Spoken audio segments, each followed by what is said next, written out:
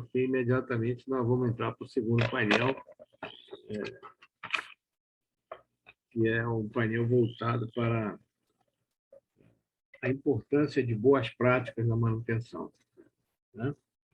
E já está aí no prelo o primeiro palestrante, que é o Amaury Rodrigues, que vai fazer uma apresentação da Enaval, vai fazer uma apresentação muito interessante, que é a construtibilidade na manutenção e modificação de ativos offshore. Então, Amaury, estou passando a palavra para você. Muito obrigado a todos os palestrantes.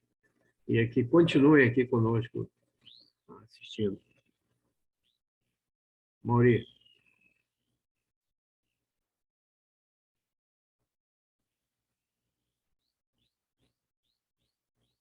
Para você, Amaury.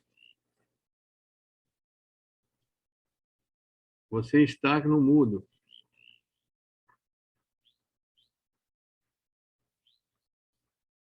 O mudo? Tá, já. Aqui. Abre.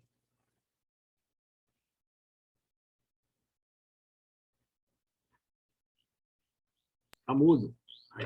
Peraí. Não estou. Deixa eu ver aqui. Agora sim. Ah.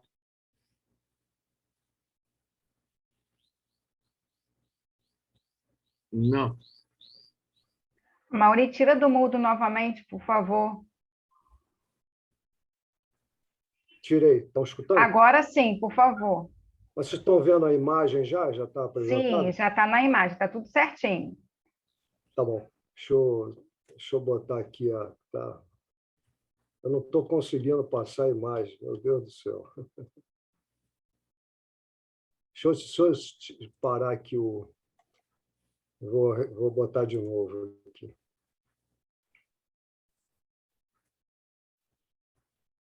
Acho que agora foi. Tá. Estão vendo a imagem? Okay. Sim, no início. Tá. Bom dia a todos, pessoal. Meu nome é Amaury Rodrigues, né? Eu sou engenheiro naval. Nós vamos falar sobre construtibilidade na manutenção e modificação em ativos offshore. A modificação, como a manutenção, ela é uma atividade que acompanha toda a vida útil de um ativo offshore. Na sua vida útil, ela sofre modificações pequenas, médias e grandes. Nós vamos dar um exemplo aqui de uma grande modificação na nossa apresentação. A construtibilidade é uma prática adotada pela Enaval nos seus serviços offshore de modificações, manutenções e parada, fabricação de módulos topside de processo, serviço em acomodações de construção e manutenção e também serviços onshore de modificações e paradas. Uma definição aqui da construtibilidade, né, que é considerado um mecanismo para o sucesso dos empreendimentos. Uma definição do CII, que é o Construction Industry Institute. A construtibilidade ela é uma utilização ideal de conhecimento de construção aliado às experiências de planejamento, engenharia de projeto, suprimentos e operação de campo, cujo objetivo é reduzir custos e prazos, melhorar a qualidade e segurança e aprimorar o gerenciamento de risco, e com foco na manutenabilidade, na operacionalidade, na confiabilidade. E, além disso, a construtibilidade é um elemento essencial dos programas de melhoria contínua das empresas. Nós vamos dar aqui um exemplo de aplicação da construtibilidade num projeto de modificação. Essa modificação foi o aumento de produção de uma plataforma fixa de gás. Foi uma modificação bastante significativa, um contrato PCIC, que tem engenharia, a procura, a construção, a integração e o comissionamento.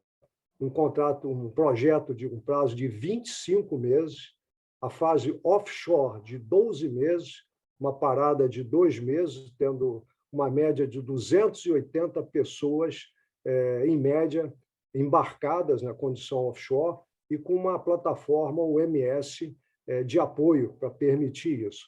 Em termos de construção, nós tivemos uma fabricação de 650 toneladas entre tubulações, partes estruturais, outfittings, etc., e a montagem na plataforma de 950 toneladas. Isso, além de toda a parte fabricada, aí adere com mais válvulas, equipamentos, partes elétricas, etc. E também teve uma desmontagem das partes offshore de 250 toneladas. Isso significa que, na fase offshore, nós tivemos que manusear 1.200 toneladas de obras nesse período de 12 meses. Quais foram os desafios que nós encontramos? Né? Primeiro, relativo a custo, né? Que é o volume e o prazo do trabalho offshore, 1.200 toneladas em 12 meses. O outro desafio foi o prazo, que era o volume de trabalho no período da parada. Em 2 meses, a definição que recebemos, né, do projeto básico recebido, nós teríamos que desmontar 206 toneladas e montar 289 toneladas em 2 meses. Isso aí era inviável, né, fazer isso aí dentro desse prazo. E o outro aspecto muito importante com relação à segurança, uma plataforma de produção de gás em operação e fazer todo esse volume de obra com a plataforma em operação. Como é que foram, então, as soluções criadas pela construtibilidade? Com relação ao volume de trabalho offshore, o jeito foi reduzir esse trabalho offshore, transformando esse trabalho offshore em aumentando, transformando ele num trabalho maior na fase onshore. Como fazer isso? Através da modularização das partes novas que seriam colocadas, fazendo skids completos, né, que seriam levados prontos para bordo, né, para serem diretamente montados. Com relação ao prazo, né, do volume de trabalho da parada, né, o jeito também foi pensar como reduzir trabalho na parada. Isso foi feito graças à mudança que teve que ser feita nos arranjos de alguns sistemas no projeto básico. Isso nós vamos falar adiante aqui. E com relação à segurança, né, a plataforma operando, uma plataforma de gás, primeiro, os processos de conscientização, os procedimentos de conscientização e campanhas mais intensos, né? E mais também utilizando a construtibilidade para treinamento das equipes e com repercussão na melhoria dos parâmetros de segurança. Com relação, então, à redução do trabalho offshore, foram feitos skids completos fabricados onshore, 15 skids num total de 380 toneladas. Isso aí representou 40% do peso da montagem offshore. De 950 toneladas de obras novas, 380 toneladas foram feitas onshore e indo para bordo, totalmente prontas para serem montadas. Aqui tem um exemplo, essa parte da planta aqui em 3D, e mais um pipe rack, né, foi transformada, essa parte da planta, em um skid que foi dividido ao meio. Só esse skid aqui pesou 57 toneladas. Então, 57 toneladas prontas, levadas para bordo para serem montadas, em vez de ser feito esse trabalho todo ou quase todo nas condições offshore. Aqui um outro exemplo, né, que também era um desafio, também os locais onde essa obra foi realizada. Aqui nós temos uma parte da planta que ela foi instalada na parte inferior da plataforma, ou seja, sobre o mar.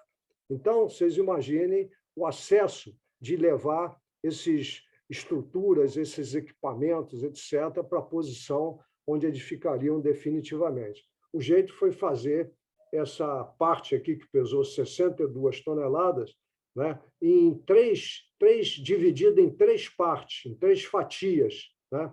Foi feito também uma pista, né, um caminho de deslizamento, né, para chegar com essas partes até a posição final, e essa parte aqui extrema dessa pista, ela fica numa posição que o guindastes de bordo da plataforma tem alcance e poderiam pegar essas partes diretamente do convés do supply boat.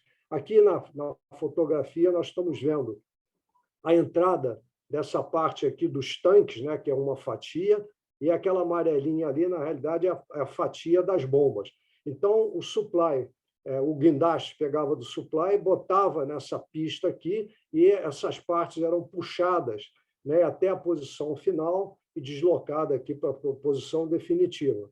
Então, essa operação, quando foi realizada, as peças todas em cima do convés, as partes, né, as 3 partes no convés do supply, e com o guindaste pronto para iniciar, essa operação começou às 1h. Às 5h, essas 3 partes já estavam na sua posição definitiva. Montagem de 62 toneladas em 4 horas. Então, daí vocês veem, né, que tudo isso teve que ser bastante estudado, né? Aí entra a construtibilidade com as várias disciplinas envolvidas e várias as equipes, né, para desenvolver isso ao longo de todo o projeto, para que a gente pudesse chegar a essa condição de ter esse ganho que nós vamos ver também aqui adiante. Aqui outros exemplos de skids, alguns com a parte de estrutura também já com componentes de tubulação, outfits. Essa parte foi agregada aqui para aumentar uma parte onde iriam essas partes de trocadores de calor, que também todas elas foram prontas, né, aqui com uma base, com o equipamento, com tubulações, com válvulas, todo pintado, acabado, né, um conjunto aqui de 4 deles, né, e depois integrado. 82 toneladas. E vários exemplos que nós temos aqui. Com relação à movimentação de materiais, né, em área restrita, né, principalmente entre 2 convés, onde teve um volume de obra muito grande, nós usamos esses pórticos hidráulicos, pequenos pórticos, né, mas que tinham uma capacidade combinada, cada conjunto de 30 toneladas, ou combinando 4 com 60 toneladas. Aqui a gente vê na figura como é que eles operavam, né, aqui uma parte da planta que foi montada, e também esses trolleys, a gente vê aqui na figura, aqui a gente vê um spool, pelo tamanho deles, né, em cima de um trolley. Né, esses trolleys, tanto os trolleys, e aqui também esses pórticos, né, aqui um pórtico desse, ele já estava na fase aqui de desmontagem dele, ele vai sobre trilho, manuseando, né, para transportar uma válvula. Vocês terem uma ideia, essa válvula aqui, de 850 milímetros de diâmetro, quase 1 metro, né, de alta pressão, essa válvula pesava 35 toneladas. Então, vocês imaginem manusear esses materiais, equipamentos e partes da planta dentro de uma área restrita em altura, né, com várias partes pesadas e volumosas. Então, essas soluções também foram de muito boas para ajudar na obra. Com relação ao trabalho da parada, em que tínhamos quase 500 toneladas para ser desmontada e montada em 2 meses, que era inviável. Por que acontecia isso? Porque 2 grandes sistemas da plataforma, novos, eles foram, pelo projeto base, projetados na mesma posição em que dos sistemas originais que seriam retirados. Então, não havia outro jeito, tem que tirar aquele sistema para poder montar os outros. Então, o jeito foi remanejar, né, fazer uma mudança no projeto, no arranjo do projeto básico, para permitir que esse sistema não tivesse uma coincidência. Aí é um trabalho também de envolvimento da construtibilidade, né, em que houve o envolvimento do pessoal de construção, pessoal de planejamento, pessoal de engenharia e o pessoal de operação. Aqui, o pessoal de operação do cliente, que participou ativamente, né, e também da engenharia do cliente, que participaram juntos, e o pessoal todo foi a bordo, e buscando, né, onde poderiam ser recolocados aqueles dois sistemas para que fosse permitido diminuir esse trabalho durante a parada. Então, aqui tem um exemplo, né, esse sistema roxo aqui é um dos sistemas em que o sistema novo estava em cima dele. Então, ele foi deslocado aqui para o lado, não que essa parte estivesse vazia. Aqui tinha um sistema inoperante que foi desmontado e havia também, no projeto básico, tem aqui um outro sistema, RIPS, que estava colocado aqui. Então, jogou-se o outro sistema para lá e botou o novo sistema nessa posição, de tal maneira que ficou a parte coincidência, apenas a parte aqui que desce no extremo, que fica embaixo da plataforma, que é a interligação com os risers de produção de exportação. A mesma coisa, esse outro sistema aqui em preto, esse sistema azul estava projetado em cima dele, na mesma posição. Então, conseguiu-se um espaço lateral, embora algumas partes ainda ficaram coincidindo, mas muito pouco. Então, o resultado dessa mudança dos arranjos, né, em conjunto com o cliente, com a participação de todo o pessoal, das várias disciplinas, né, o resultado disso foi o seguinte: das 500 toneladas, da montagem de 289 toneladas, nós conseguimos montar 217 toneladas antes da parada, ficando para a parada apenas 72 toneladas. A desmontagem não teve jeito, teria que ser feita para parar o sistema para poder desmontar, mas para aquilo que interferia com o novo sistema, ficou restrito a 24 toneladas. E o restante foi desmontado após a parada, porém, o sistema novo já estava instalado e operando, não interferiu com a operação da plataforma. O resultado disso, pessoal, é que houve uma antecipação de 75% da montagem fora da parada e o tempo de parada para esse tipo que estava programado para esse trabalho, ele foi reduzido para 28 dias. Aqui também vamos falar do aspecto de segurança na construtibilidade. Os estudos de engenharia de construtibilidade, eles levam a desenvolver todo aquele trabalho em 3D, inclusive 3D com simulação, né, animada, né? Também a parte de planejamento, em que você junta o 3D aos cronogramas, né, fazendo o que nós chamamos de 4D, então você vê uma simulação do progresso da obra e, ao mesmo tempo, o desenho 3D acompanhando. Então, isso forma um material didático que foi utilizado para treinamento das equipes, que é fabuloso, porque você consegue treinar as pessoas se inteirarem do trabalho, como é que o trabalho vai ser feito, e existe também toda uma preparação, né, as pastas que a gente está vendo aí na esquerda, né, com todas as informações. Então, em termos de treinamento, esse material foi utilizado. Então, você realiza um trabalho em que as pessoas estão treinadas, conhecedoras do que vai fazer, um trabalho planejado, organizado,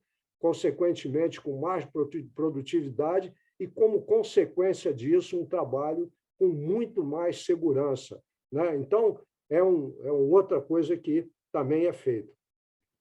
E aqui vamos falar em termos de valores, o retorno de investimento em construtibilidade.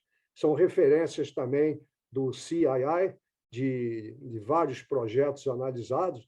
A redução de custo, quando se aplica a construtibilidade no empreendimento, ela vai de 6% a 23% do custo do empreendimento. Os benefícios e custos sobre o custo aplicado em construtibilidade, ele pode chegar até 10 vezes, 10 para 1. Isso significa que todo o investimento feito em engenharia de construtibilidade, em engenharia, em equipamentos, em ferramentas, em dispositivos, ele se reflete em até 10 vezes mais na redução de custo do empreendimento. Um outro aspecto é a redução do prazo né, da obra significativa. Os exemplos mostrados aqui dá para se perceber, né, como isso acontece. E uma melhoria, né, muito grande nas condições de segurança. E essa prática de construtibilidade ela deve começar no início do empreendimento. Normalmente, o cliente ele deve puxar isso e até exigir que o contratado ele faça e aplique a construtibilidade, porque realmente os benefícios conseguidos com a construtibilidade eles são fantásticos, pessoal. E a construtibilidade ela é uma prática sempre adotada pela Enaval em todos os nossos empreendimentos, em todos os nossos projetos. Então, pessoal, isso é que eu tinha para falar. Muito obrigado. A gente se coloca à disposição depois para as perguntas. E então é isso que a gente tinha aí, ok?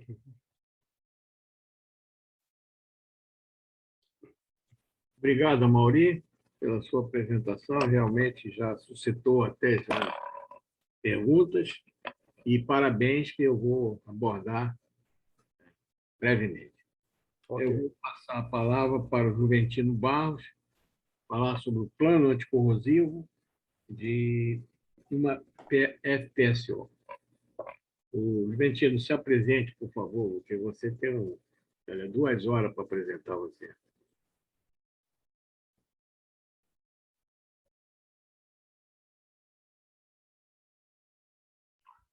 Juventino está mudo.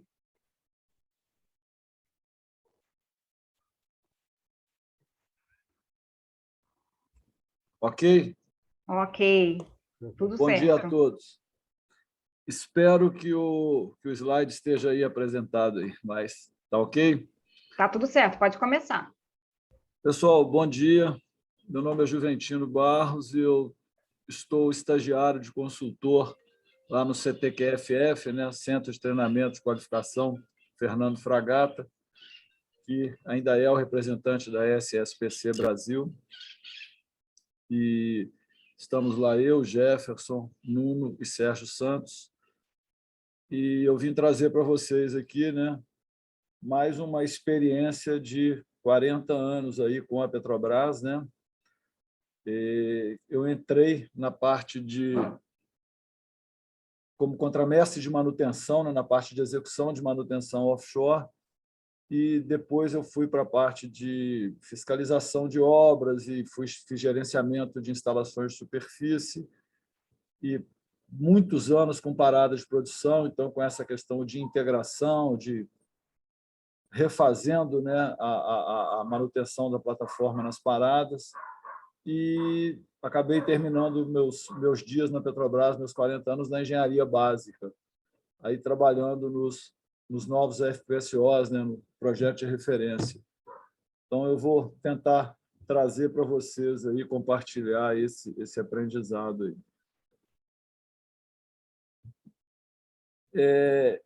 Só para contextualizar, né, em 2016 teve um acidente, né, uma ocorrência com incêndio. Isso aí foi reportado pela fonte ANP e a causa, né, foi uma corrosão numa tubulação com um vazamento. Então, a gente ter a integridade da plataforma, né, do FPSO garantida através de um bom plano anticorrosivo, ela é muito importante para a segurança. Por outro lado, a gente pode ver, né, que o nosso primeiro FPSO lá da Petrobras, navio de 1958, ele passou por diversas modificações, conversões, etc. Ele atendeu lá no projeto da P-36, né, que foi citado aí pelo Benítez, ele atendeu como navio aliviador lá da P-36. E eu trabalhei nesse navio até o ano de 2010, lá na Bacia do Espírito Santo, né, na Bacia de Campos, porém na unidade do Espírito Santo, com a garantia da integridade e restabelecendo as condições operacionais depois da obra. E veja bem, olha quanto esse navio durou, né? Então, e eu grifei aqui embaixo, né, 90 trabalhadores de POB. Isso é importante para a gente ver no futuro aí.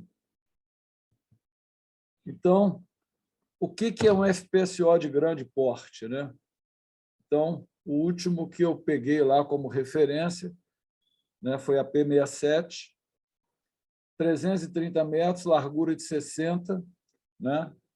E a gente estava passando os novos projetos para 240 vagas a bordo. Esses projetos antigos ainda tinham 160 vagas a bordo, a P67. A vida útil, que era de 25 anos, foi passando para 30 anos, e hoje a gente já tem demandas, né, de campos de grande produção para 35 anos, sem docagem. E a área pintada, que vinha aí em torno de 400 mil metros quadrados, para as novas unidades está indo para em torno de 450 mil metros quadrados. Se a gente fizer uma conta básica, né, de grosso modo, a gente precisa de 50 mil HH por ano para pintar 5% de taxa de corrosão. 5% é uma taxa de corrosão relativamente baixa, né? Então, se a gente considerar esses dados, a gente tem expectativa de uma demanda de 14 vagas contínua só para, né, tratamento e pintura, só para recomposição da proteção anticorrosiva de pintura. E veja bem,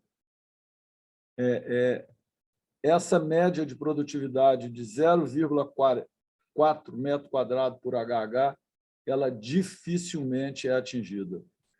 Então, o cenário é bem mais complexo e alguns estudos passam de 30 vagas para a manutenção complementar, né, para a proteção anticorrosiva.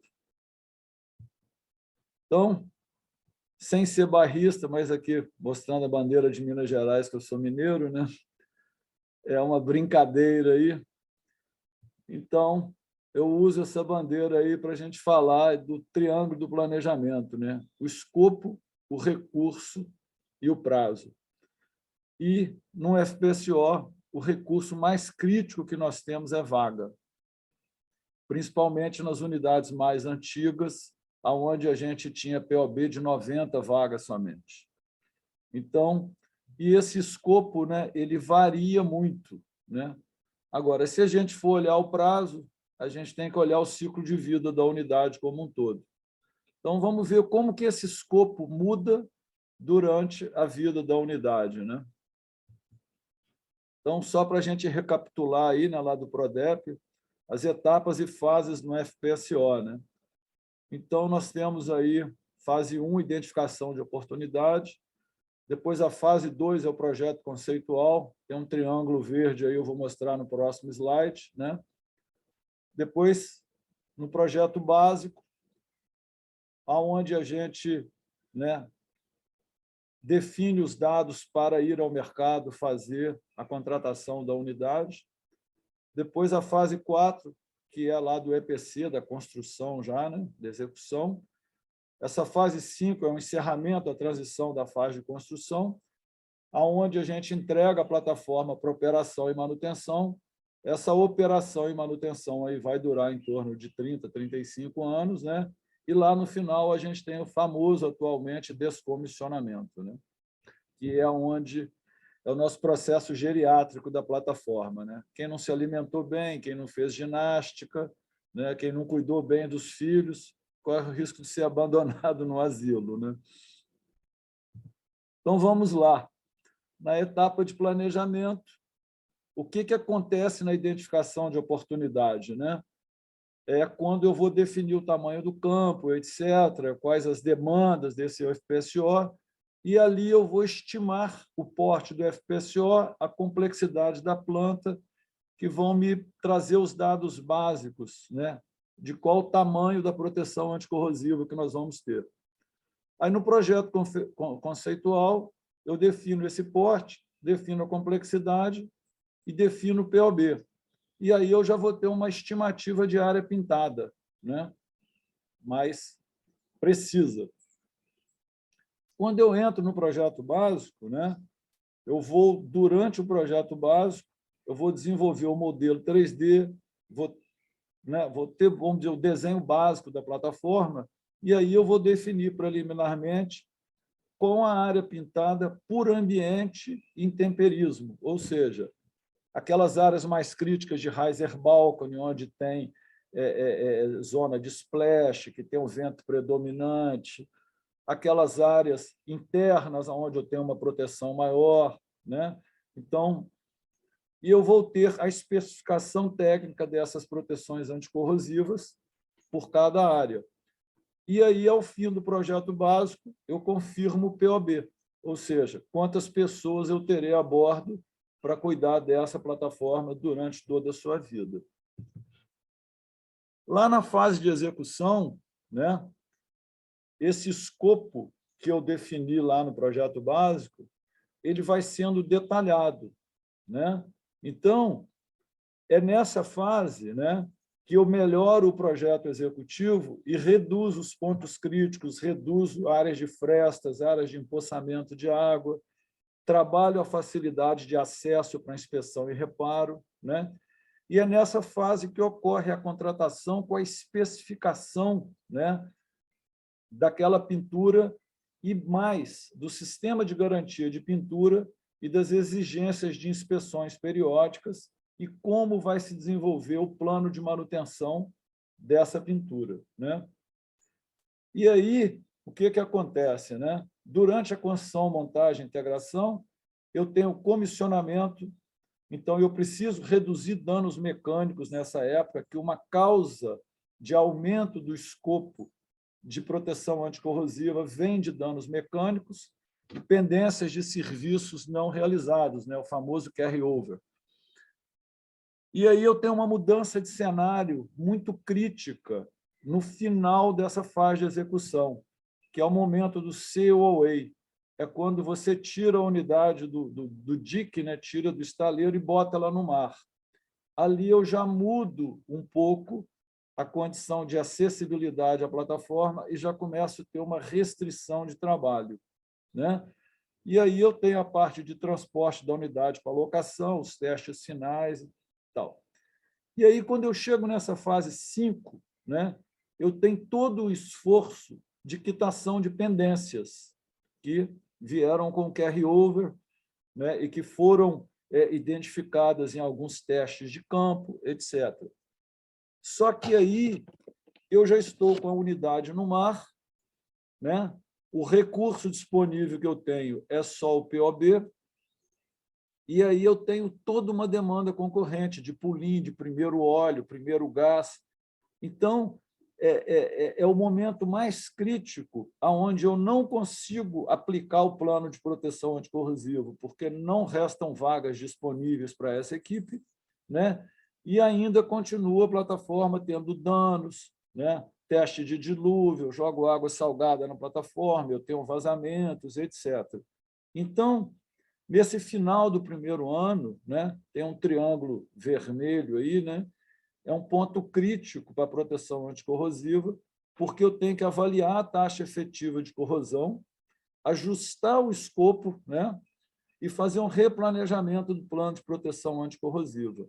Então, essa fase é muito importante, né? Vamos dizer assim, tão importante quanto aquela lá do COA, quando eu tirei uma fotografia de como está a condição de proteção anticorrosiva da unidade recém-fabricada. Então, aí venho durante, né, a etapa de produção. Eu vou trabalhar com limites operacionais diferentes, eu tenho alguns ajustes de produção que me alteram temperatura, que passa a condensar algumas linhas, eu tenho alterações de processo, e tudo isso demanda um trabalho relacionado à produção, né? Mas eu preciso da manutenção preditiva, da manutenção preventiva, da corretiva para garantia de integridade de todas as disciplinas, né? Então, assim como o Benítez citou muito bem lá, né, que no final lá do processo de descomissionamento, né, a plataforma, eu preciso prever essa etapa de descomissionamento lá no futuro, durante a vida útil da plataforma. A mesma coisa com as paradas programadas. Elas fazem parte do ciclo da plataforma e elas são importantíssimas, né, para manter a integridade da plataforma. Então, eu preciso de uma revisão anual do escopo e do cumprimento do plano anticorrosivo, ou seja, o que eu consegui fazer e o que alterou, né, para eu identificar a área crítica, priorizar e fazer a projeção das demandas de proteção anticorrosiva dessa unidade. Bom, lá no descomissionamento, né, vai ser a hora de a gente avaliar a integridade, né, a habitabilidade da plataforma, fazer as auditorias e fazer um relatório de lição aprendida do plano anticorrosivo depois de 30 anos dele aplicado, né, para que a gente rode esse PDCA para próximas unidades. Então, aí, né, eu trouxe esse slide aí de uma apresentação que eu fiz lá de uma live, né? Quem que é o culpado, né? O mordomo, né? Então, não é só o plano anticorrosivo que vai faltar, né? Vai comprometer a integridade de uma unidade, né? Eu tenho vários outros problemas em várias outras disciplinas, né? Que vão me comprometer a disponibilidade de vaga, né? Então, assim, qualquer demanda que afete a produção é prioritária, concorrendo em vagas a bordo. Então, a gente precisa valorizar muito o trabalho da pintura, né, no FPSO. A única forma de eu fazer mais com o mesmo número de vagas é aumentar a produtividade. Então, quem que será o vilão dessa produtividade, né? Então, os processos para emissão de permissão de trabalho, as falhas de planejamento, programação com vários cancelamentos de serviços. Então, os métodos e sistemas de trabalho aplicados, seja de acesso, seja de preparação de superfície, né, que demanda muito mais tempo do que a pintura em si, né? Então, e nós temos baixa qualificação de pessoal, né? Isso até foi citado aí, tanto em terra como no mar. Então, muita coisa que a gente poderia melhorar em termos de logística, de atendimento, em terra, né, isso acaba se refletindo numa baixa produtividade no mar. Então, planejamento e programação, né? O que a gente precisa trabalhar, né? Um alinhamento das inspeções contratuais de garantia com as de classificadoras e NR13, né? E considerar as condições sazonais. Ou seja, quando a gente faz um projeto de confiabilidade de uma unidade, se nós colocarmos detalhadamente todas as demandas de HH para cumprir todas as obrigações com os diferentes órgãos reguladores, né, com todas as disciplinas, a gente corre o risco de descobrir que 200 vagas a bordo, 240 vagas a bordo, ainda é muito pouco.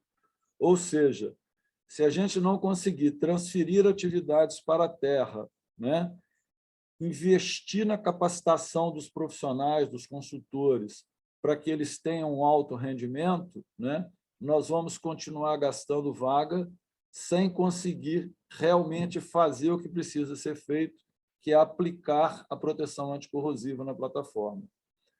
Então, aí, né, falando de tecnologia, a gente pode ter reconhecimento de imagens, utilização de inteligência artificial para atualizar o escopo e atualizar, né, a avaliação do processo corrosivo de uma unidade, mas, enquanto a gente não conseguir colocar o profissional para ir lá e pintar aquilo que precisa ser pintado, né, a corrosão avança de forma, né, exponencial. Então, gerenciar é vital, mas se eu não executar, eu não vou resolver o problema que a gente vem tendo. Então, né, a correta proteção anticorrosiva é crucial para a segurança e o desempenho operacional ao longo do ciclo de vida dos ativos de offshore. Então, eu encerro aí, e abro para as perguntas quando for a hora. Obrigado aí pelo tempo, pela atenção de todos. Obrigado, Juventino, pela sua beleza de apresentação. E vamos passar a palavra para o Sérgio Matoso, que é o engenheiro fundador da empresa Megaterm, que representa a Aison, e que vai abordar o seguinte tema: o trabalho a frio do sistema SPS, redução do POB e eliminação de trabalhos a quente para reparos em aço. Sérgio Matoso é engenheiro metalúrgico, formado pela UFRJ, trabalhou na Petrobras, multinacionais de origem alemã, francesa e italiana. Ok, Sérgio, já está a palavra contigo.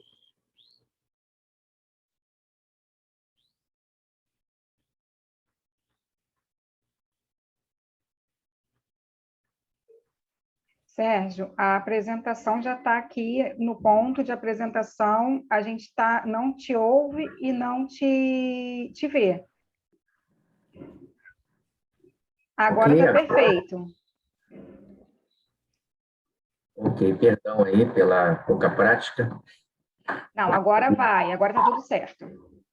O meu bom dia a todos, então, e eu gostaria de dar o meu agradecimento a todos da equipe da Sopena que tornou possível este evento, e nós vamos falar sobre um método de manutenção inovador que trouxe benefícios à SBM durante o reparo de uma área do convés principal do FPSO Capixaba, que está em operação desde o ano de 2006. Este trabalho teve envolvimento de várias pessoas, das firmas SPS Technology, que desenvolveu o sistema de Sandwich Plate System, da SPM Offshore, que é proprietária do FPSO, a classificadora ABS, que avaliou e aprovou o projeto, e pela Aison, que executou o trabalho. O sistema da SPS é material compósito estrutural formado por duas chapas e um núcleo de elastômero sólido. Esse sistema é patenteado e certificado para reparo estrutural permanente, e ele atinge a proteção contra impactos, fogo, explosão e balística. Suas principais aplicações estão na construção e manutenção naval e offshore, na construção civil, nas áreas industrial e de defesa. Esse sistema é consideravelmente mais rápido do que o método convencional e atinge maior resistência à fadiga e à corrosão. O custo da manutenção ao longo da vida útil é reduzido, também aumenta a resistência a cargas de impactos acidentais e, devido ao menor prazo de execução, há uma diminuição da mão de obra envolvida e menor impacto no POB do FPSO. Aqui temos um histórico referente à evolução desta tecnologia, que começou a ser aplicada em 1999 no ferryboat Pride of Cherbourg. Em 2003 foi feita a primeira aplicação em um FPSO, o Independence, da ConocoPhillips. Em 2006, o Lloyd's Register publicou a primeira norma para a construção de painel sanduíche. Em 2007, foi feito um estudo da SBM sobre a proteção ao impacto do sistema SPS, atendendo aos requisitos da Marpol para FPSOs e FSUs. Em 2009, o projeto para a proteção lateral do casco da FPSO P-57 da SPM. Em 2010, foi feita a primeira aplicação em tanques de armazenamento não enterrados e reparos de tubulações. Em 2014, foi executada a primeira aplicação de proteção contra explosão e jet fire. Em 2018, foram feitas as primeiras aplicações em navios de cruzeiro e na área da defesa. E agora, em 2021, nós temos o projeto SPS-RU, que está sendo desenvolvido uma aplicação para esta tecnologia em um projeto de casco alternativo ao casco duplo, para a construção de cascos de novos FPSOs. Também temos o projeto Green Concept, que é o desenvolvimento de um trabalho comprovando que o uso desta tecnologia é capaz de reduzir a emissão de carbono em comparação com o método convencional de serviços de reparos navais. Nós temos atualmente já 350 mil metros quadrados de área aplicada nesse material. Aqui nesse slide estão as aprovações por várias sociedades classificadoras, como uma solução permanente, incluindo o trabalho a frio desde o ano de 2003. E como funciona o sanduíche plate system? Ele é uma estrutura formada por duas chapas paralelas a uma determinada distância, uma da outra, sendo o espaço preenchido com outro material no núcleo, com um elastômero desenvolvido pela BASF para atender aos requisitos especificados. O sanduíche utiliza as propriedades de cada componente e sua interação para a obtenção das vantagens estruturais do compósito. As chapas frontais estão sujeitas a esforços de tensão e compressão e são amplamente responsáveis pela resistência do painel SPS. Já o núcleo, continuamente ligado, garante o comportamento do composto e impede a flambagem local das chapas frontais, obtendo sua capacidade plástica total, com rendimento total em flexão, compressão ou qualquer combinação de ambos. A ligação entre as faces e o núcleo deve ser forte o suficiente para resistir ao cisalhamento e às tensões de tração entre eles. A rigidez e a resistência à flexão do sanduíche são calculadas para atender aos esforços estruturais estáticos e dinâmicos específicos, ao selecionar as espessuras apropriadas para os elementos do sanduíche, as chapas e o núcleo. As principais vantagens do painel SPS são a chapa existente, que normalmente está comprometida, é aproveitada como um dos lados do novo sanduíche composto. O restabelecimento da resistência local e global é superior ao do processo de corte e substituição convencionais. É um processo extremamente rápido, sem remoção estrutural, sendo até 4 vezes mais rápido do que os métodos convencionais. Não tem a necessidade de paralisações, a performance estrutural é superior à de uma nova estrutura, sendo minimizados a mão de obra, o tempo de parada e o POB. Esta tecnologia é apropriada para várias aplicações. Falando agora do caso concreto do serviço executado no FPSO Capixaba, como já dissemos, ele é de propriedade da SBM Offshore, classificado pelo ABS, e está em operação no campo de Cachalote, na Bacia de Campos, desde o ano de 2006. Aqui temos uma foto da área com aproximadamente 11 metros quadrados do convés principal, que estava corroída, além dos limites aceitáveis, com uma perda de até 62% da espessura, sendo reduzida de 17 para 6,4 milímetros, e, além disso, já havia, inclusive, um pequeno furo.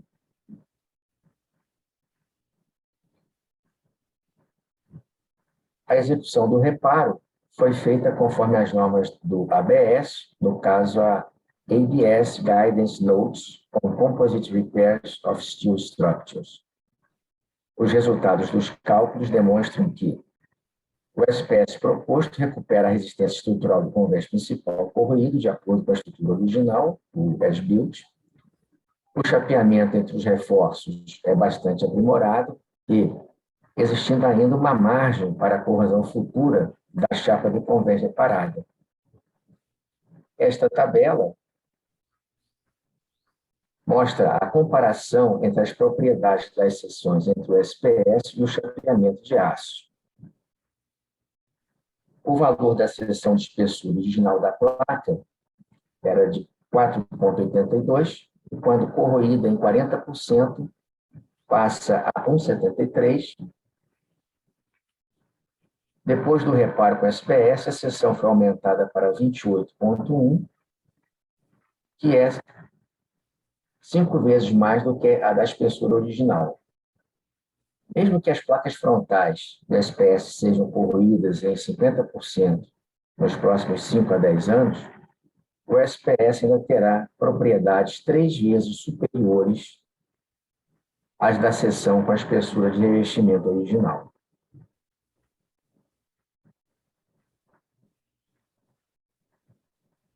O relatório de projeto e os desenhos da SPS foram preparados e submetidos ao ABS para aprovação,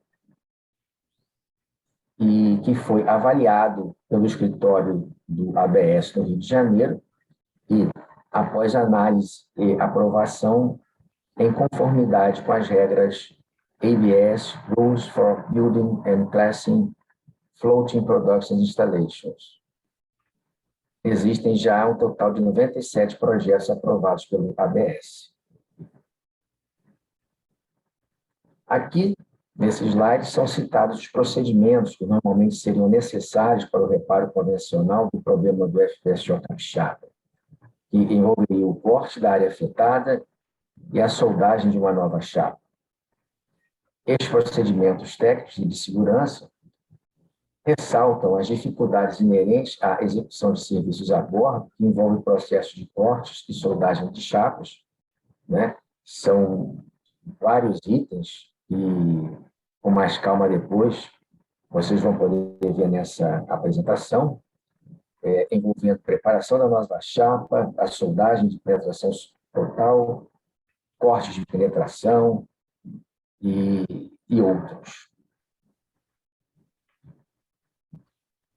Nesse slide, nós podemos observar o número de profissionais necessários por área de atuação do reparo convencional. São supervisores, profissionais especializados, e o seu impacto no POB, que chega a 7 pessoas por 15 dias.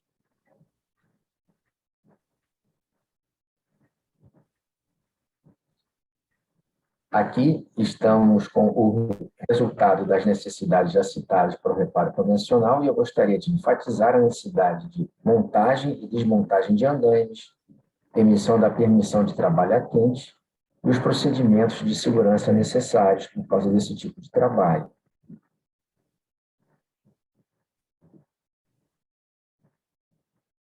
Já o processo de trabalho a frio com SPS é bem mais simples e rápido.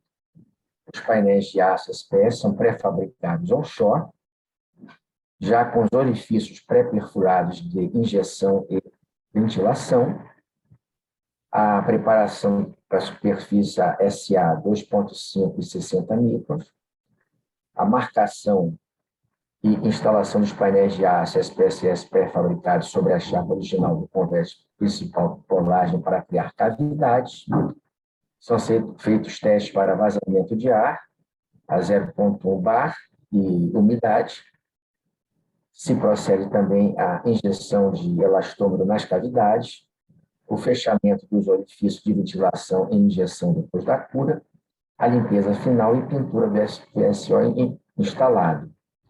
Aqui nessas fotos podemos ver a fabricação dos painéis SPS em uma oficina onshore, a chegada desses painéis pré-fabricados já entregues no FPSO, a sua instalação, a injeção das cavidades e depois o teste de percussão com martelo para termos certeza dessa injeção ter sido bem feita.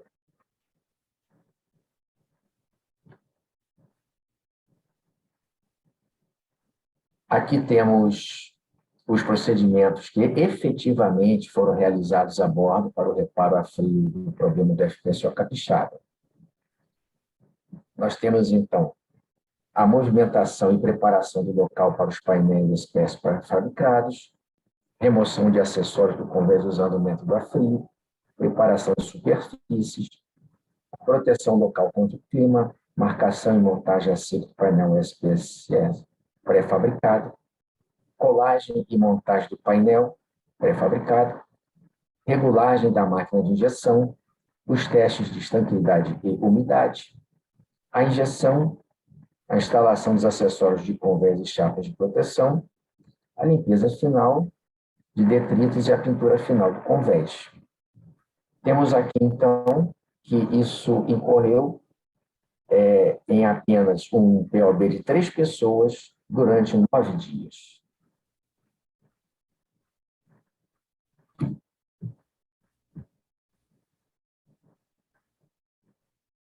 Este aqui é um resumo das atividades para a realização com reparo a frio SPS, enfatizando não ser necessária a utilização de andaimes e a permissão de trabalho a quente, né? Nós temos aqui já a pintura final do SPS instalado no convés principal, que é nessa área, nesta outra área, e aqui a passarela e o rodapé instalados. São, então, 8 atividades, enquanto o reparo convencional necessitaria de 15 atividades.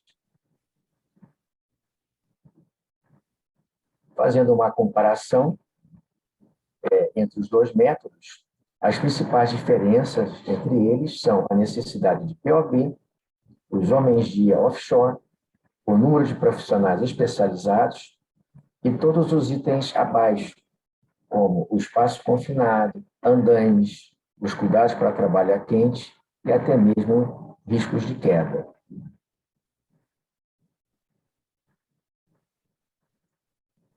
Resumindo esta apresentação, temos que a tecnologia da SPS é comprovada, totalmente testada e aprovada, está em aplicação desde 1999. Houve o atendimento da exigência da SPM de realizar o reparo a frio no convés principal com utilização mínima do seu POB. O SPS foi proposto pela ASOM e selecionado como uma solução eficaz de trabalho a frio para o reparo. A solução SPS de trabalho a frio foi aprovada pelo escritório do ABS no Rio de Janeiro. A necessidade real de mão de obra para o reparo do FPSO Capixaba foi de 27 homens-dia, ou seja, 3 POBs por 9 dias.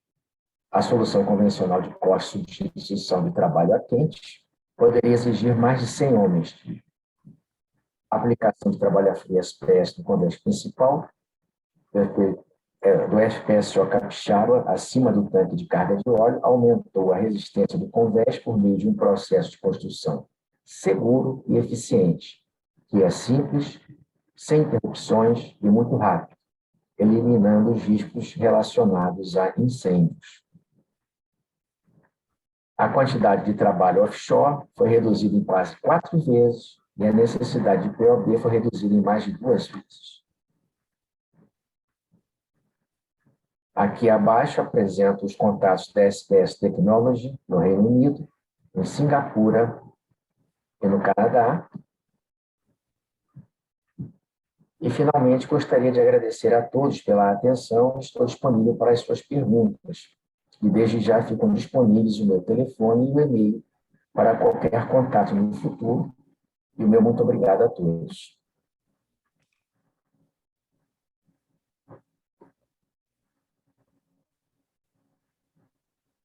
Sérgio, muito obrigado pela sua apresentação. E vale aqui a referência que a ASON é patrocinador master do nosso evento. E essa apresentação eu creio que é nova para muitos que estão assistindo. Parabéns pela sua apresentação. Muito obrigado. Vou passar a palavra agora para a DNV. Tanto o Eduardo Pilar quanto o Ramesh Badu, acho que estou falando certo. Ramesh Badu is a principal specialist in additive manufacturing from DNV. The presentation will be in English. Agora, falando em português, se alguém tiver alguma dificuldade, pode utilizar o Eduardo Pilar, que ele vai estar no back-office, assistindo também, e depois nas perguntas e respostas também, ao Ramesh. Tá bom? Please, Ramesh. Zil. Bom dia aí, Ronald. Bom dia a todos que estão nos ouvindo aí. Queria agradecer aí de novo o convite da Sobiano aí. A gente tem feito uma parceria muito boa, né, nesses temas todos, nesses workshops todos da Sobiano. Então, fica o nosso agradecimento aí por mais esse convite aí. A gente pode estar trazendo um tema interessante, né, e agregando bastante a indústria aí. Bom, como o Ronald já apresentou, meu nome é Eduardo Pilar, eu trabalho aqui na DNV, aqui no Brasil, aqui no Rio de Janeiro. Eu sou historiador, gerente de projeto, e sou uma pessoa aqui focal de contato aqui na América do Sul, principalmente para essas iniciativas aí de novas tecnologias na indústria naval. De modo a agregar mais, eu fiz o convite aí através da Sobiano aí para o nosso colega, o Ramesh, que é um especialista nessa área de manufatura aditiva, né? Então, ele vai estar fazendo a apresentação. Como o Ronald mencionou, né, vai ser uma apresentação em inglês, né, já que ele é de fora. Mas se tiver alguma dúvida ou alguma coisa aí que a gente possa ajudar a solucionar aí, estamos à disposição. Ramesh, the stage is yours. Is with you. Yeah. Thank you. Thank you, Didero. And bom day, Tados. That's a good day all, I think. Yeah, thank you for the invitation, and I'm very happy to present some detail of additive manufacturing to the great participants in this conference, right? And just to give detail about me, my name is Ramesh Babu Govindraj. I'm working for DNV past 16 years now, but overall I have around 26 years in materials and welding. And I have some bachelor degree and master's degree in materials and also in technologies in Berkeley. Also doing a PhD candidate in additive manufacturing. Now also an international engineer, as a chartered engineer and other things. I also an ISO team member for additive manufacturing and underwater wet welding. I am the author for some of the DNV class guidelines. Yeah. So I was just not know all the participants, but I will just give a snap on what is additive manufacturing, what is 3D printing, and then maybe from there I will take you to the maintenance side. So is my voice is clear? Yes, Ramesh. Yeah, good. Yes. Yeah, good. Yeah. Okay. And when we term additive manufacturing, earlier it was called as 3D printing or rapid prototyping, shaping metal and different things. But the ISO standard, what they define is that it is a process of joining material from the digital model into using by layer to make a product. That means when you have a product which is design in 3D CAD, and you can send it to the either a robotic arm or to an printing machines, and then it will print directly. So you do not require to have some lot of machining. So the additive name came in as formative, as you all know that you are forming like castings, forgings, and subtractive is that you are removing some material to make the part, but additive is that you are doing layer by layer. That's the definition. Yeah. And there are different various process, and especially when it comes to maritime, and we are more focusing on metallic parts. So that metallic parts most is power bed fusion, binder jetting, and direct energy deposition. Yeah. So what is the main AM in maritime industry is that we are reducing the time taking from weeks to hours. That's the whole concept. And also they have reducing the carbon footprint. As you know, in the casting, they have to do a melting, casting, shaping, finishing, and joining. But in here in additive manufacturing, either a powder or wire can be printed directly, and you can, we need some surface final finishing, and then it's ready to go now. Yeah. And how mature AM in maritime industry is, still we are still in a very early phase. whereas the medical, aerospace, and automotive, they are in a very mature stage because they're using very thin material. And for additive manufacturing, like titanium, aluminum, they are very good candidate, and they are using it in medical field and aerospace. This is some cost comparison between these technologies, and it's slightly costlier than the normal traditional casting and forging. Yeah. And when it comes to onboard ships, what we estimate is approximate about 5,000 spare parts on a stored on board. It may be FPSO or offshore, so it can be higher also, but this is an approximate we are taking. And the ship, the offshore owners and ships owners, they're spending approximate of 428,000 per year. And the demand for additive manufacturing main benefit is on demand printing. It reduces the lead time and reduces space on storage and online monitoring the spare part list.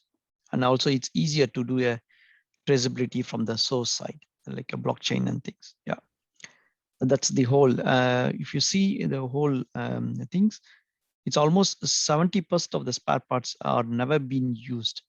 So that's the whole thing. So they are having a lot of spare parts on field.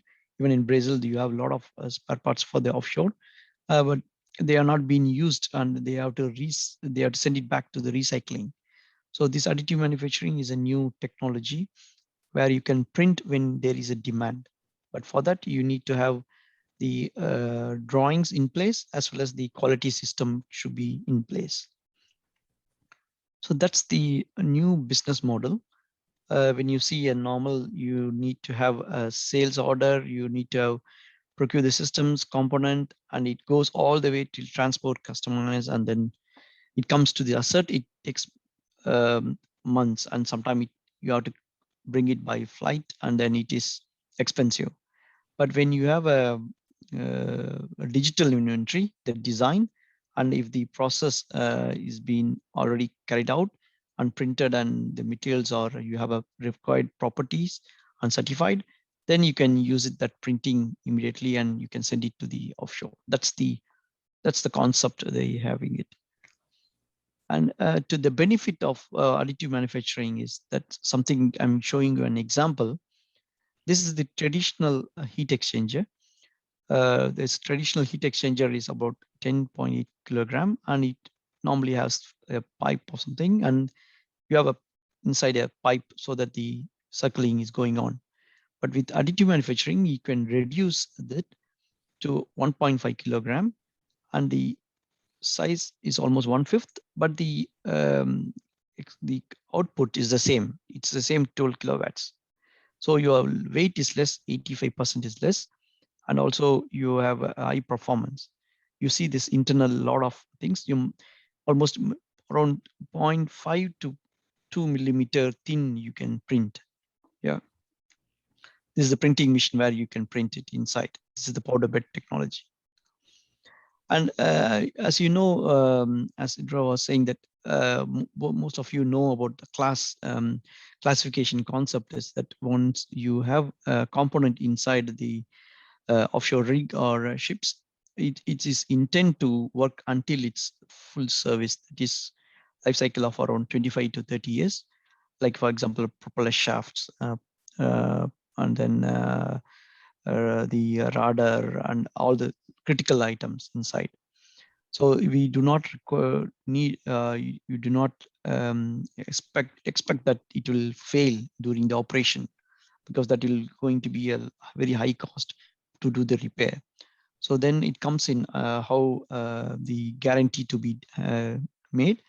So if you see some of the examples I will give you, what is the scale of additive manufacturing is going on presently in the world now.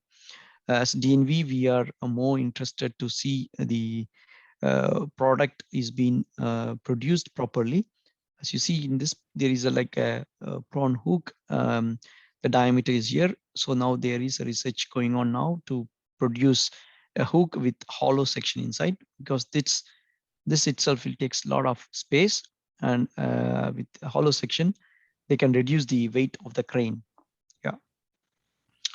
And also we have some turbocharger case with the maintenance side. When you have a turbocharger in the main engine and things, if the turbocharger, the hot side, if this turbocharger fails, then you need to replace the entire things, or you're not able to do a repair, and it's cost like $100,000 to change.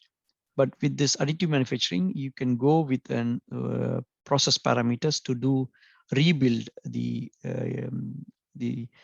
turbine blades to its original shape, and it can be done. So we are doing some research, and we have done some couple of projects in it. As you see, this is some specimen samples where they need to test to prove that the strength wise it's acceptable. And on top, they are printing it, and they will do the machining and heat treatment, all the process. Second is to show how far this can be useful. As you see, this is the printing thing. At a time, they can print like 15 to 20 pieces. This is an inert gas nozzle where it is used in FPSOs for the inert gas systems. So generated here, it comes the spray of diesel, and the air is coming in, and it diverts for the firing ratio. This is printed, but before this technology, they have to print in the block, the casting or forging, then they have to machine down, and they have to almost 6 parts they have to join together by welding or by some other means or by casting. But by this technology, it's easier to just print. This is the printed component, and you can use it. And we see the cross section to see if there is any defects is there, or some mismatches here, but that is not going to harm the usage because there is no temperature or anything. Yeah. And how DNV, from the class point of view, how DNV is prepared to accept this technology? That was the main question, and a lot of scientific and things were saying that the technology is there, but there is no proper standards to follow. But DNV from 2016, we have developed the guideline how to accept the additive manufacturing parts, and it took us like almost 4 years to understand the research background, the test results and other thing. And we have formed the approval of manufacturers, means the printing company, when you do, they are like a plates or castings and forgings. Now we have additive manufacturing approval of manufacturer, and also the feedstock, which is called like a welding consumable, that can be approved similar to that. And we have a new section in our materials rule saying that the additive manufacturing can be accepted as an manufacturing technology for using it on board. And we have developed robotic welding and laser clad welding to match the additive manufacturing. And the concept what DNV is, because we need to look into the repeatability of this product, because one time when we qualify, whether that printer can print it similar. So we need to have some sort of an confidence on the technology.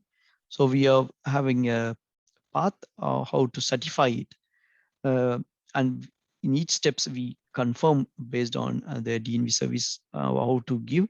Is it a type approval? Is it an approval of manufacturer? Is it a design approval? And the final, it's a 3.2 certificate or a class certificate. Yeah. And I will show you now a couple of slides where we are presently completed the projects from DNV side all over the globe. We have just completed a project with Hyundai Chachai in Korea. They have printed a propeller blade, which is 2 meters. And this has been printed and polished, and it is ready for the installation. And we are doing in Rotterdam for an ship vessel. It is for an inland vessel. It's an impeller, and this is 316 stainless steel. And we have done a cryogenic valve. This is an what we call it as bimetallic material, where inside is Inconel 625 and outside is 316. So if you see this picture, it is inside, it is printed with Inconel, and outside is stainless steel. So this is a technology where you optimize the printing technology. In initial, this is not done in a normal, traditional, conventional process in castings or forging, unless you do a welding. But that welding is maybe a surface you can do an Inconel welding, but inside it's difficult. But this technology gives that room. And also we have approved some feedstock approval for like a consumable, welding consumable. And we have approval of manufacture from Australia. It is done from Singapore. We have a approval center, which called Global Additive Manufacturing Center in Singapore. And also we just released last week to the Bolar. This is the first feedstock approval we have done for Bolar welding. It is for the high strength, extra high strength steel material, where the yield strength is around 690 megapascals. We are doing some inert gas impeller in Singapore and EAM Excellence Center. And we have completed a Panama choke by Wirac Additive Manufacturing. And also a side thruster propeller blade is being done in Australia, but and we are doing the review now. And this is a very nice, cool new technology where Kongsberg has developed this system. This thruster blade is an hollow inside with honeycomb structure and titanium outside. So the valve of the titanium is only 3 millimeter, and Kongsberg Maritime has developed this new design, and they are in the testing phase now. And also, again, we have a JIP program in Hovik in Norway, where we have a called program JIP. They are doing, we have a lot of owners like Equinor, Total, BP, all the major oil and gas side. And we have developed a guideline, and we have tested some of the, like this is a crank pin, and with stainless, with the carbon steel as well as stainless steel. We are working on a Wärtsilä to do some hydraulic fuel blocks. And the barrier for this technology we have is what we see from maritime side is it's a low adoption from the end user. Maybe it's due to lack of knowledge or the trust in the quality. The original equipment manufacturers are still slow to join because they feel that they already have the technology like castings and forging, but if they want to go in, they may lose this intellectual property rights. So they are slowing down, but it's picking up now from what we see now. It's that all the OEMs, they are going towards the additive manufacturing now. And also the lack of standard, but this standard we are covering it, and we are ready to go. We are from the energy side, we have given two recommended practice and a standard EST. So we are ready for certifying any things. The future of additive manufacturing will be a 4D printing, where you see this, where it depends on your temperature. The material can fold it to make it into shape. Like, for example, if you are using a valve or something in your pipeline, if there is a temperature high, if it's a fire or something, then the automatically the valve can shut off by using this 4D technology. So this is going on in the place, and DNV is forefront to adopt this technology.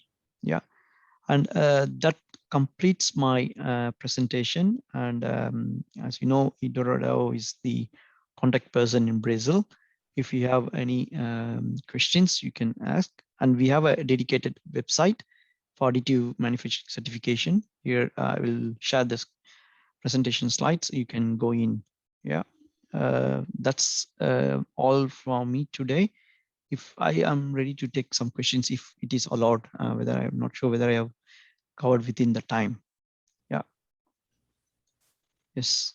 Back to you, Eduardo.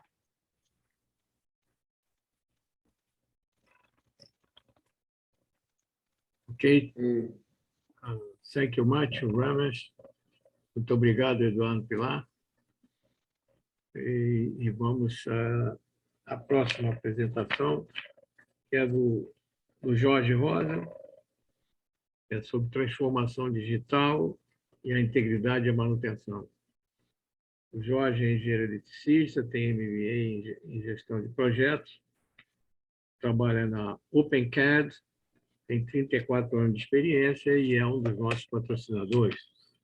Então, queria passar a palavra para o Jorge. Por favor, Jorge. Ok, então, estão vendo a minha tela aí? Estamos? Ok, então, bom dia a todos aí, muito obrigado, é uma satisfação, uma honra enorme estar participando do quarto workshop sobre integridade e manutenção de ativos offshore. Um agradecimento especial aí ao Ronald, né, pelo convite, e ele está me devendo o segredo da vitalidade, ainda que até agora ele não me passou, né, estou aqui só na expectativa que eu tenho muita coisa para aprender com ele. Bem, vamos falar então um pouco aí, né, do tema, que é integridade e manutenção de ativos offshore. Então, eu vou começar aqui primeiro falando quem somos, né, quem é OpenCAD, depois vou abordar alguns conceitos, não na sua totalidade, mas falando um pouco sobre a indústria 4.0, transformação digital e algumas tecnologias aí que vão habilitar a integridade e manutenção, e aí fechando aí com um exemplo prático e simples aí para o entendimento de todos, sem ser muito técnico, né? Porque, na verdade, nós tendemos aí a ser técnicos em determinados momentos. Para quem não me conhece, eu sou o Jorge Rosa, como o Ronald falou, também sou professor dos cursos de pós-graduação da PUC, orientados à indústria 4.0, sistemas cyberfísicos, manutenção 4.0. Então, e aí eu sempre trabalhei minha vida inteira no ambiente produtivo, agora muito mais com o OpenCAD conectado aos pesquisadores, aos cientistas e aos engenheiros, que esse é o público-alvo da OpenCAD, né? Nós somos representantes e distribuidores exclusivos da Metrworks no Brasil. A Metrworks, ela é líder no quadrante mágico do Gartner em Data Science e Machine Learning. Nós trabalhamos aí com modelamento matemático, né, e também aí engenharia de requisitos, e aí com foco muito grande aí em soluções de software, suporte, treinamento, né, desenvolvimento de projetos também, e uma participação assim muito legal também no ambiente universitário, onde nós estamos aí presentes nas principais universidades aí do Brasil aí, colaborando aí na formação também, por que não, dos novos pesquisadores e cientistas aí no Brasil.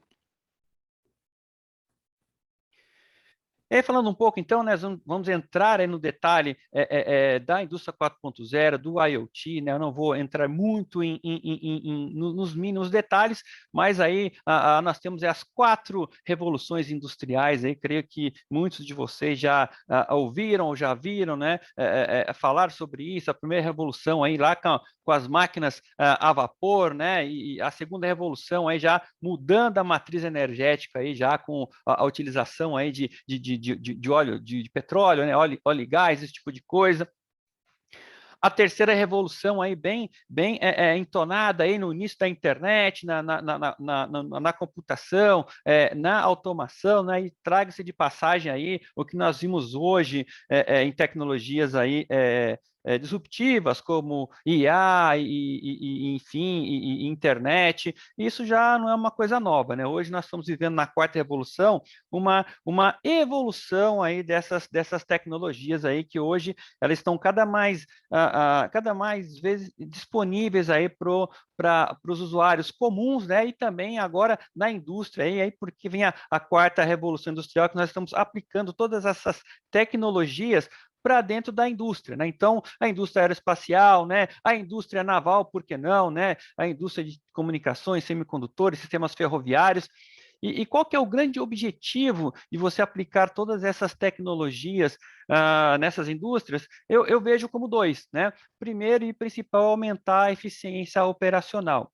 Que não quer dizer produzir mais com menos, quer dizer produzir mais com melhor excelência, com melhor qualidade, né? Maximizando a utilização dos ativos que eu tenho, seja os ativos offshore, seja os ativos, por que não, as pessoas, né? Os ativos humanos, é você poder extrair o máximo do que você tem disponível, reduzindo aí as perdas, né? E aí é interessante porque o Arthur da NP, ele já abriu a palestra dele falando uma coisa que me chamou muita atenção e soou como música aí para os meus ouvidos, que ele disse que os problemas acabam com um bom entendimento e um bom estudo dos dados. E é isso que a gente vai falar muito, né? Que é você tem muito dado disponível, mas o que eu faço com eles? O que eu utilizo da melhor forma, né? O que eu estou aproveitando de tudo isso que eu tenho? Porque eu lembro que a minha primeira pergunta para os meus alunos sempre é, né? O que mais dói em você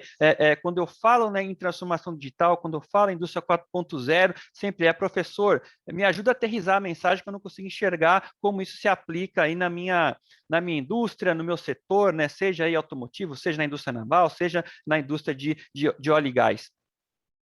E aí, eu estava lendo um artigo essa semana, né, que é muito interessante, que fala sobre a Marinha norte-americana, o investimento que eles estão fazendo aí em tecnologias da indústria 4.0, mas com o foco de melhorar a eficiência operacional, né? Então, tem lá a base de Pearl Harbor, aí, que é bem conhecida, bem famosa, aí, praticamente toda digitalizada, aí, utilizando bastante tecnologia de Digital Twin, que nós vamos falar aí um pouco, né, dar uma passada para vocês entenderem, mas aí vendo aí como um ponto de partida, como que a indústria naval também está tirando proveito aí dessas novas tecnologias. E aí, pegando um gancho no que a doutora Fernanda da FGV falou, né, ela mencionou muito sobre energias renováveis, muito sobre a mudança de matriz energética, e tem esse escritor que é o Jeremy Rifkin, eu gosto muito dele, eu tive o primeiro contato com o livro dele faz uns 10 anos, né, que é o Zero Marginal Cost Society, que é muito legal, dá uma visão bem legal sobre transformação digital e mudanças de modelo de negócio, que é isso que é a transformação digital, você mudar aí os modelos de negócio, né, através de digitalização de coisas que nós vamos falar aí durante essa palestra, mas o que me chama a atenção é que para ele nós não estamos na quarta revolução, nós estamos na terceira revolução industrial. Por quê? Porque na visão dele, a revolução somente acontece quando eu tenho uma troca de matriz energética. Então, se vocês lembram aí no meu slide anterior, né? A primeira começou com a máquina a vapor, depois mudou a matriz energética aí, o petróleo, e agora nós estamos nas energias renováveis, né? Então é bem interessante aí, serve como uma dica para entender um pouco de como esse pesquisador tem essa visão que no meu entendimento faz todo o sentido, né? E aí, falando um pouco então aí da primeira tecnologia que é IoT, né? Olhando aí no lado direito, aí a matriz, ou melhor, a pirâmide de conhecimento, começamos com os dados, né? Então, como diz um amigo meu, contra dados não há argumentos, né? Então, o dado, ele é muito importante cada vez mais hoje, então nós estamos aproveitando, tirando vantagem de tudo que eu tenho disponível, e os dados vêm de onde, primariamente, né? Dos sensores, desses elementos que têm um contato com o meio físico, transferem aí de uma forma elétrica e vem através de rede, chegando aí nos sistemas aí de nuvem, esse tipo de coisa, onde nós conectamos esses sistemas, essas plataformas de IoT, para assim começar a trabalhar aí com essas tecnologias como machine learning, né, deep learning, inteligência artificial. Eu sei que o meu colega Ramiro vai falar um pouco aí na próxima apresentação sobre isso, né? Mas é um ponto importante para entender, né? Falando um pouco aí de machine learning, então, eu tenho essa gama de dados aí disponível, mas não é simplesmente conectar um sistema de machine learning, né? E aí eu vou pegar os meus dados e analisar, não, eu preciso fazer um tratamento antes, eu preciso formatar os dados, eu preciso fazer uma limpeza, né? Selecionar quais aquelas variáveis que realmente fazem sentido para eu estar englobando, seja no meu algoritmo de machine learning, seja no meu digital twin, que eu vou estar olhando lá na frente, seja nos meus sistemas de inteligência artificial, né? Depois aí vem o processo do treinamento desse algoritmo, né? Vem aquela aferição, os ajustes que eu faço e depois, na sequência, a avaliação da performance, né? Utilizando algumas técnicas de matriz de confusão, gráfico de resíduos, né? Esse tipo de coisa. Não vou entrar em detalhes, né? E aí, no fim, eu tenho lá a minha aplicação, né, que ela pode ser um complemento de uma aplicação já existente. Quer dizer, ela pode ser uma geração de código aí em C, em Java, para não ser muito técnico, ou então uma compilação, né, para alguma aplicação que você já tem rodando e que eu posso complementar. Porque, na verdade, a grande sacada aqui não é você reinventar a roda, é você complementar o que eu já tenho existente. E um outro ponto importante é o modelamento físico. né? Então, eu tenho as minhas grandezas físicas, eu vou modelar, eu vou digitalizar, vou trazer para dentro do meu sistema, do meu algoritmo, né? Que vai me ajudar aí a utilizar, então, essas tecnologias para poder mover aí com o meu Digital Twin, que eu vou falar na sequência, né? Que é modelar os sistemas elétricos, né? Sistemas mecânicos, né? Os sistemas hidráulicos. Porque se observa assim, modelamento dos sistemas mecânicos, eu esqueço que eu tenho uma elétrica por trás que eu também aciono esse sistema mecânico. Então, é muito importante eu ter essa visão completa, holística, do modelamento como um todo, né? Versus eu modelar só um segmento para eu poder simular com mais veracidade, com mais assertividade. Aí sim eu entro no Digital Twin, né? E o que é o Digital Twin? Nada mais é que uma representação atualizada, né, do modelo físico num formato digital. Então, e aí, até quando eu falo de Digital Twin, se sobrar um tempo aí no final, né, a hora que o comandante Benítez falou e mencionou a P-36, veio aí uma memória emotiva aí, né, da época aí, que no final, se sobrar tempo, eu vou contar que tem muito a ver com Digital Twin. Mas o que eu ganho fazendo meu gêmeo digital, né? Eu trazendo aí esse modelo físico, digitalizando, trazendo para um ambiente onde eu consigo fazer as minhas simulações, as minhas análises, por que não, né, criar a minha bola de cristal digital e prever o futuro digitalmente. Esse é o nosso grande sonho de consumo, né? Eu posso avaliar a condição atual de uma máquina, né? Como é que ela está operando, né? Eu posso fazer prever o seu comportamento no futuro. Eu posso injetar, modificar variáveis, né, para simular antes de atuar no processo, mas mesmo recebendo do processo. Lembra que eu falei de IoT, dos sinais, né? Esses sinais que vão realimentar o meu modelo de Digital Twin. E por que não também refinar o controle, né? Então, eu posso utilizar o Digital Twin para várias frentes, né? Manutenção preditiva, refinar o controle, né? Simular e otimizar a operação. Lembra que eu falei que o maior objetivo da indústria 4.0 é eficiência operacional, né? Menos custo, mais produtividade, menos parada, melhor utilização e maximização dos meus ativos. E para isso, é lógico que eu uso aí softwares de simulação, no nosso caso, né, como nós somos representantes da Metrox, aí o MATLAB e o Simulink. Eu acredito que todos aqueles que passaram por um curso de engenharia tiveram a oportunidade de trabalhar, né, de utilizar essas ferramentas. A internet das coisas, né, e, por que não, Big Data Analytics, e também aí os algoritmos de Machine Learning e Deep Learning. Tudo isso criando modelos digitais onde eu posso, com um objetivo bem claro, né, fazer a minha simulação, fazer o meu gêmeo digital. Então, eu quero, por exemplo, orientar esse meu gêmeo digital para manutenção preditiva, eu quero, né, orientar para a integridade do ativo, eu quero para melhoria de processo, para otimização de processo. Então, eu tenho aí várias técnicas que eu posso estar utilizando para estar aí modelando os meus sistemas. E aí eu vou trazer aqui um exemplo simples, porém bem didático para a gente entender como que funciona isso. Eu estou trazendo aqui uma bomba triplex, mas pode ser qualquer outro ativo crítico, pode ser uma turbina, pode ser um trocador de calor, pode ser uma lança para carregamento de navio, né? E eu fico lembrando se há 20 anos atrás eu tivesse acesso a essa tecnologia, né? Para quem não conhece aí como funciona eletricamente uma lança, né? Ou um guindaste, você tem uma carga regenerativa muito grande vindo do motor, e essa carga tem que dissipar para algum lugar, vai para um freio dinâmico, né? Então, se eu tivesse esses recursos antes, eu deixaria de ter feito muita besteira, viu? Que a gente faz no passado sem recursos, mas hoje a vida é diferente. Não vou falar que é mais fácil, mas nós somos muito mais eficientes nas atuações de manutenção. E como eu falei, né, hoje o dado ele é muito importante. E aí, fazendo uma analogia, né, eu não sei quantos de vocês conhecem iridólogo, né? Iridólogo é aquele profissional que ele tira uma foto da sua íris e, através da sua íris, ele consegue te dizer, e sem falar contigo, tá? Todos os sintomas que você tem no seu corpo. Então, ele fala para você através da íris, porque a íris reflete tudo o que acontece no seu corpo. Então, você tem problema no intestino, você tem dor nas costas, dor de cabeça, enxaqueca, estresse, tudo reflete na íris. E por que não numa máquina? Então, nós estamos aí em estudos avançados, descobrindo as íris das máquinas críticas, né? Onde eu tenho essa coleta de dados, eu consigo fazer toda uma análise, né, da máquina num único ponto, porque os defeitos que acontecem em outros setores da máquina podem estar interferindo aonde você está medindo. Né? Então, esse é um estudo, nós estamos muito avançados nesse ponto, né, que é muito interessante, mas tudo isso é possível graças ao quê? Graças ao modelamento, graças ao entendimento do processo, graças à integração entre as áreas de manutenção, operação, né, produção, para a gente poder cruzar os dados e poder ter um diagnóstico mais preciso e um melhor entendimento aí do processo, né?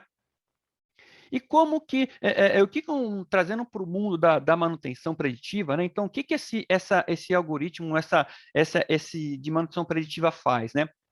Ele ajuda a tomar a decisão aí no curto, médio e longo prazo, me ajuda a ter a minha bola de cristal digital, né? Então, eu consigo fazer aí, através do dado, né, detectar anomalias, né, monitorar a condição do ativo, como que vai ser no futuro, né, se aumenta a vibração, aumenta a corrente, né, o que está acontecendo, o que pode afetar no futuro, qual é a minha estimativa de vida útil, né? E isso me ajuda muito a não só prever uma falha, mas atuar no momento ótimo. O que eu quero dizer com isso, né? Eu não atuar quando está para falhar, mas atuar de uma forma planejada, né? Onde eu minimizo o impacto na produção e maximizo a utilização do ativo. Então, o que eu quero dizer com isso?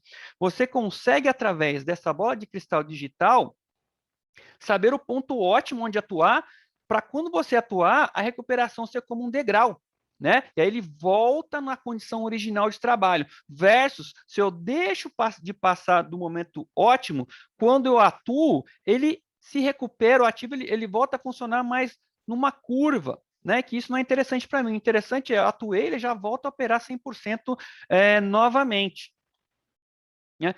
E aí, então, eu tenho aqui todo o meu ciclo, né, de modelamento, como eu faço, eu vou ter que adquirir os dados, eu faço um pré-tratamento dos dados, como eu falei lá atrás, no Machine Learning, né? Eu identifico todas as variáveis que eu quero medir, quais aquelas que realmente fazem sentido, por isso a importância da equipe multidisciplinar, né, de toda a experiência, porque conhecimento é uma coisa, experiência é outra, e quando você junta os dois, você tem, sim, um cenário ideal, né? Aí você treina o modelo, revalida, treina o modelo, chega uma hora que seu modelo está ótimo, você implementa, integra ele no seu processo, né? Então, aqui um exemplo bem simples, né? Então, eu tenho o meu modelo da bomba que eu falei, da triplex, né? O modelo mecânico e o modelo elétrico, onde eu tenho a integração desses dois modelos, né, e eu posso fazer as minhas simulações de funcionamento, capturando sinais dos sensores, mais o meu algoritmo, né, que eu tenho de machine learning, eu faço a minha análise nesse exemplo aí, né, a pressão, né, e aí eu consigo dizer aí se o ativo, como é que ele está, como é que ele se comporta, mas ao mesmo tempo eu consigo fazer também deixa eu voltar aqui, eu consigo fazer aqui uma simulação de falha, né? E como que funciona essa simulação de falha? Voltando aqui, né, que eu parei o vídeo no meio do caminho, mas eu tenho aqui, então, de novo, né, a pressão aqui, voltando aqui, aqui é o problema de BIOS, né, que é o operador do sistema aqui, é o dedinho nervoso, como diz um amigo meu.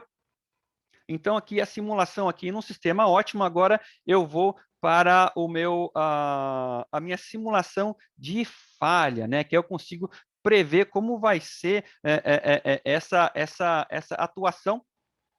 Então, eu vou dizer aí que eu vou injetar uma falha no sistema aí na entrada 1, né? Eu vou novamente simular o meu modelo. Eu posso estar atuando em todas as variáveis, né, que estão direcionadas, conectadas aí com esse modelo.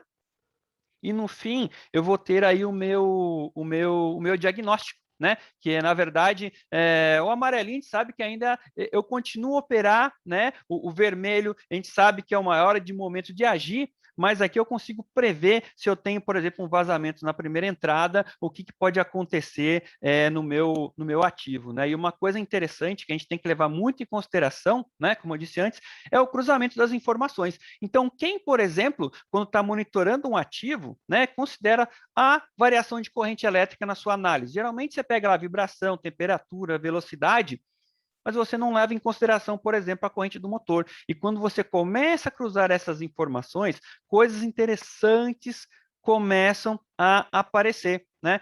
E depois de tudo isso, você consegue sim aí colocar nos seus dashboards de monitoramento, de análise de performance, de confiabilidade e, por que não, de produção e quanto que me custa produzir determinado produto, né? Tudo isso integrado numa plataforma simples, né? Que hoje tudo é integrado, né? Internet das coisas, plataformas abertas, isso facilita muito, que é um cenário totalmente diferente que eu tinha aí há 20 anos atrás, hoje com essa tecnologia promovendo aí toda a integração entre os departamentos, né? Eu lembro uma coisa que o Arthur da Petrobras falou na palestra dele, que eu acho muito legal e para mim é o maior desafio, vamos dizer assim, né? Quando eu tenho essas tecnologias implementadas, que é exatamente a integração dos sistemas das pessoas e das tecnologias, né? Então ele disse bastante aí na Petrobras trabalhando para integrar, né, a parte de integridade, confiabilidade, com SMS, né? E isso para mim é o maior desafio, né? E quando você passa essa barreira, as coisas começam a ser não mais fáceis, mas começam a fazer mais sentido, né?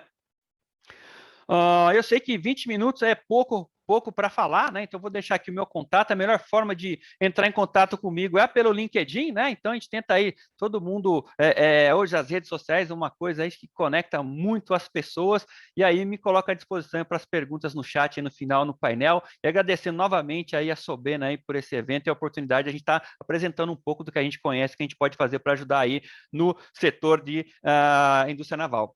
Ok? Obrigado.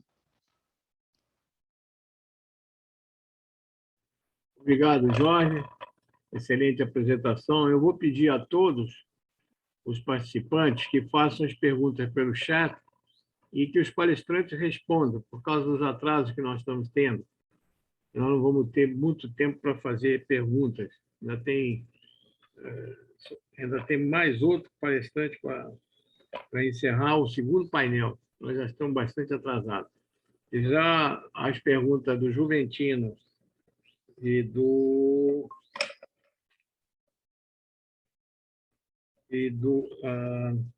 Sérgio Matoso já foram respondidas todas no chat, tá bom? Eu vou passar agora para o Ramiro Ramos, da Rio Analytics, que é graduado em Engenharia Naval e Oceânica pela UFRJ. E você está com a palavra, por favor. Perfeito, Ronald. Muito obrigado. Vocês conseguem me ouvir? Tudo certo? Tudo certo. Estou vendo minha tela aqui já. Bom, então vou começar falando um pouquinho hoje sobre transformação digital e a manutenção preditiva de ativos offshore. Tá? Primeiramente, queria agradecer ao Ronald pelo convite, à Sobena, né, por esse evento. É uma honra para mim estar aqui junto com tantos outros profissionais da nossa indústria. Passando o slide aqui para frente. Não vou me alongar muito me apresentando, mas basicamente sou engenheiro naval formado pela UFRJ e atualmente estou cursando o doutorado em engenharia oceânica também na UFRJ. No quadro desse doutorado, sou pesquisador no LabCem, que é um laboratório da UFRJ, e também sou engenheiro naval na Rio Analytics, que é hoje eu estou aqui em nome da Rio Analytics para falar um pouquinho de manutenção preditiva. Bom, acho que é importante eu contextualizar um pouco da empresa antes de falar um pouco mais sobre o tema da palestra. Para quem não conhece, a Rio Analytics é uma startup com 4 anos de mercado já. Nós somos formados por uma equipe de 15 pessoas.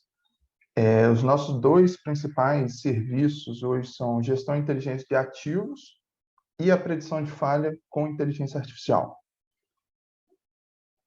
A gente hoje tem essa plataforma Kairos que a gente desenvolveu e hoje já está muito madura, onde dentro dela a gente faz esses serviços, ela é customizada para cada cliente nosso, mas basicamente o que a gente faz dentro dela é usar sensores em tempo real, aplicar inteligência artificial neles para gerar alertas preditivos, tá certo?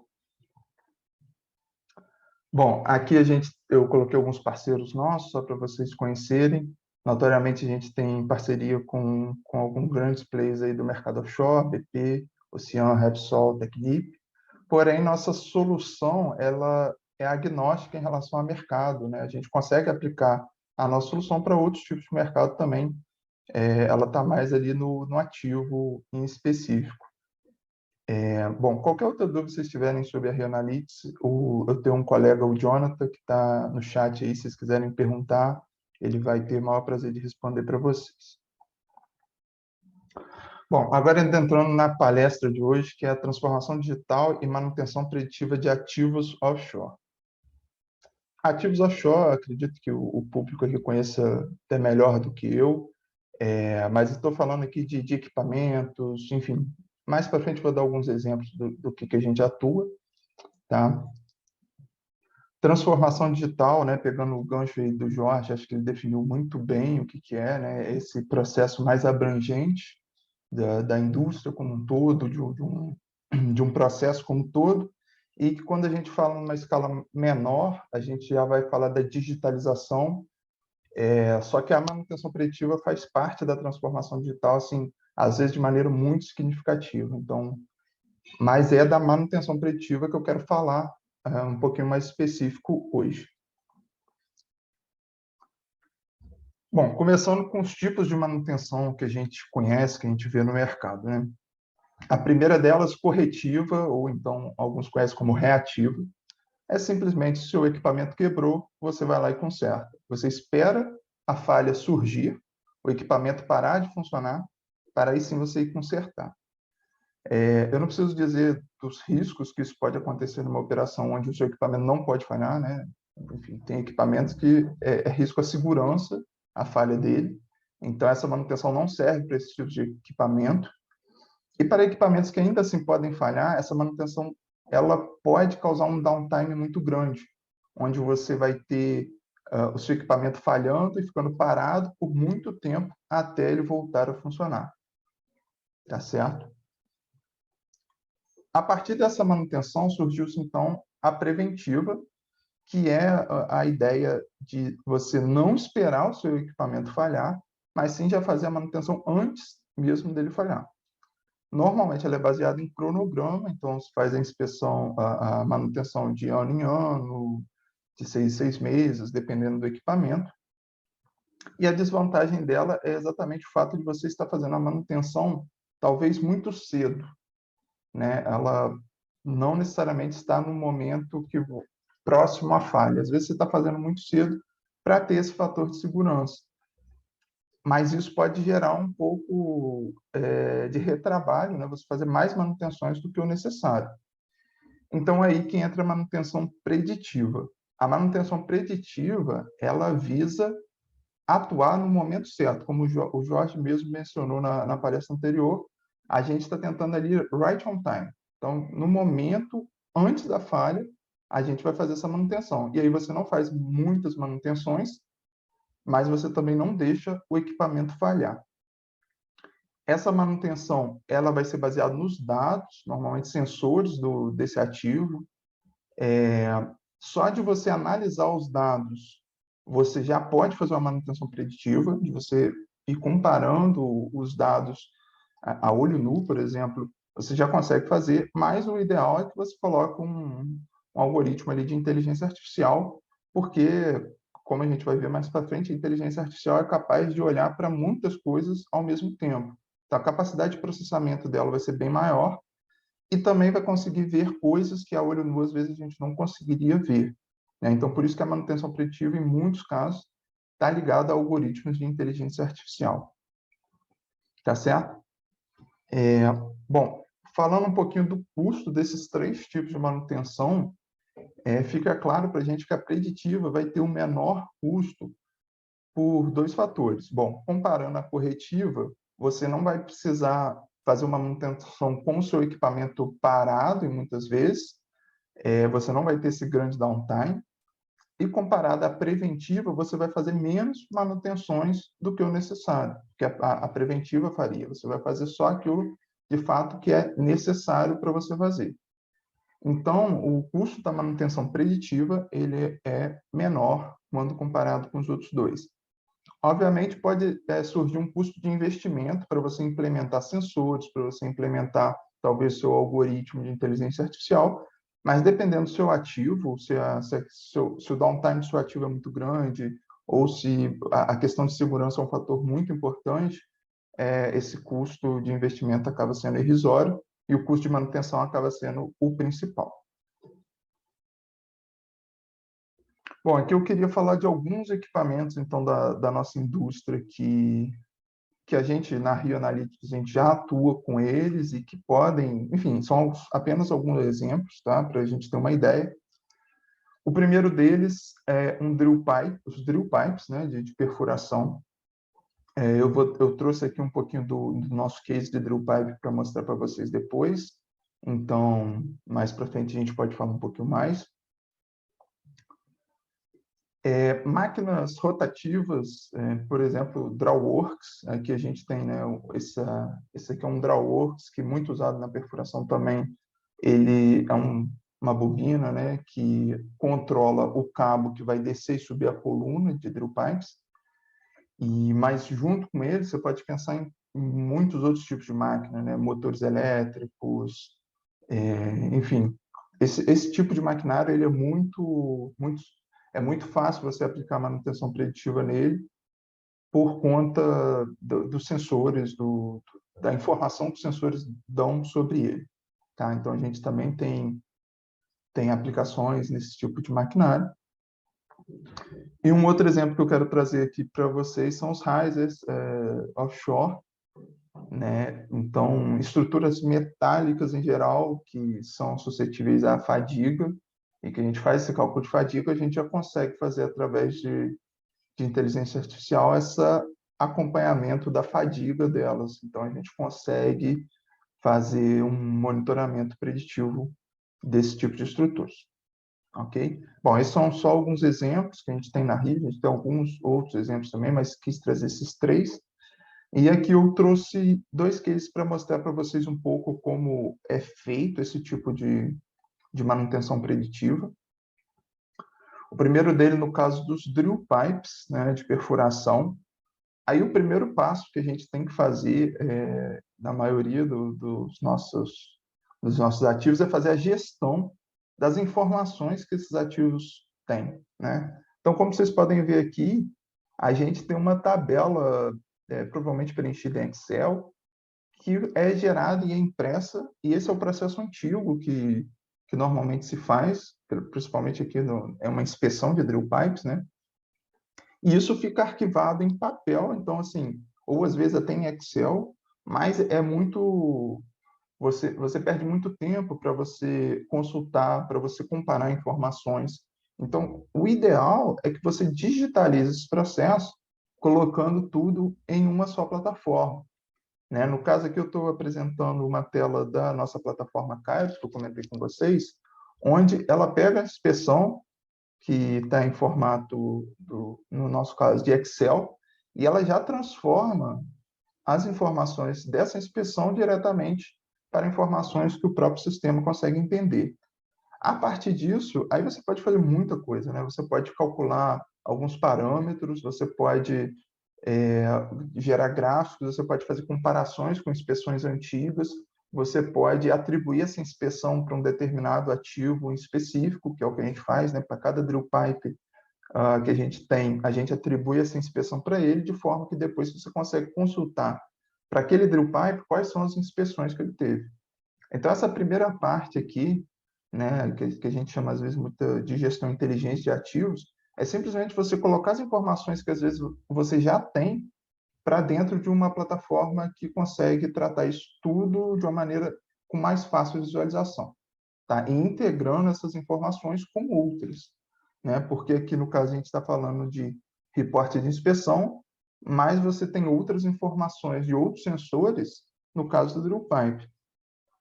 Por exemplo, continuando aqui no case do drill pipe, a gente tem informações do talhe, que é a coluna de drill pipes, né? A coluna com todos os drill pipes a gente chama de talhe. Normalmente isso vem de um input do usuário, então ele coloca a ordem dos drill pipes. E aí a gente tem muitas informações que vêm de sensores. Por exemplo, aqui eu botei 3, que é a posição do elevador, o torque do top drive, o RPM do top drive, né? Então, com essas informações de sensores, mais a informação de input do usuário, a gente consegue combinar tudo isso para fazer cálculos, por exemplo, no drill pipe de horas rotacionadas, metros perfurados e de dano acumulado, né? São 3 fatores assim que são muito importantes de se controlar num drill pipe. Com essa gestão, a gente consegue controlar eles em tempo real e ainda acompanhar um histórico dessas informações.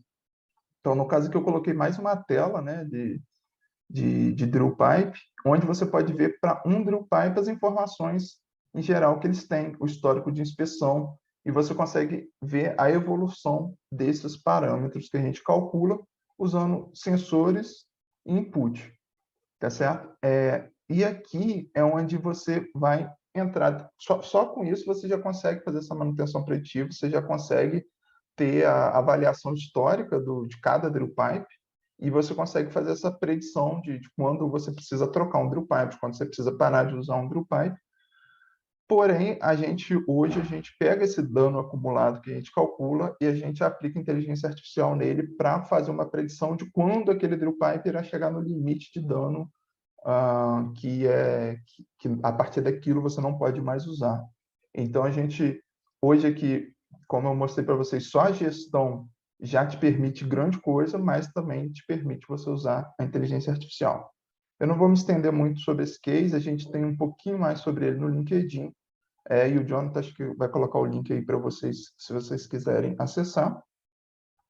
E só para finalizar, falando desse outro case que a gente tem na Rio Analytics, são de bombas, onde a gente pegou todos os sensores das bombas, certo? Então, aqui de entrada, a gente pegou vários sensores.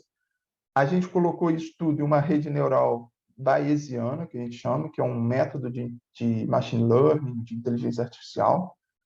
E a saída dessa rede, ela basicamente prevê uma faixa de resultado, nessa parte cinza, onde você consegue prever qual seria o comportamento normal desse equipamento. Então, nesse caso, a gente usou a pressão, temperatura e vazão para ir controlando. Então, ela consegue ir prevendo o que deveria ser o normal, de acordo com dados históricos, para esse equipamento de pressão, temperatura e vazão. E aí, o que pode acontecer? Bom, pode acontecer de em um desses sensores, o comportamento normal que a gente prevê está aqui, mas o comportamento real está saindo fora. Então, isso é um alarme que a gente fala. Olha, provavelmente está acontecendo alguma coisa que o comportamento normal não está sendo... enfim, o comportamento previsto não é o que está sendo real. Mesma coisa se for para baixo, né? Aqui a gente pode ter um caso onde o comportamento previsto está sendo algo muito abrangente, e isso é uma falha, quer dizer, a gente tem que entender por que esse comportamento está sendo tão abrangente. Normalmente é porque algum sensor está saindo fora do esperado, ou então que o comportamento está indo e voltando, o comportamento real está indo e voltando para dentro da margem. Isso daqui também. Então, todos esses são tipos de alertas que o nosso sistema consegue gerar a partir dessa metodologia de manutenção preditiva. Tá certo? Bom, espero que tenha deixado um pouquinho a impressão do que é a manutenção preditiva, do que a gente faz na Rio Analytics. Vou estar aberto aí para qualquer dúvida, se quiserem me contactar por e-mail, meu e-mail está aqui, por LinkedIn vocês também conseguem me achar, tá certo? Queria agradecer a atenção de todos vocês, novamente agradecer a Sobena pelo convite, agradecer o Vitor Chaves, que é o CEO da Rio Analytics, pela oportunidade. Também só um último agradecimento adicional, rapidinho, ao professor Jean Davi, eu vi que ele está aí no chat, que é o meu orientador de doutorado, e graças a ele eu tenho muito... esse conhecimento todo que eu tenho, né? Tenho que agradecer aos meus professores, também ao professor Marcelo Igor, que está aí. Tá bom? Então, muito obrigado. E é isso que eu tinha para hoje. Parabéns, Ramiro, pela excelente apresentação.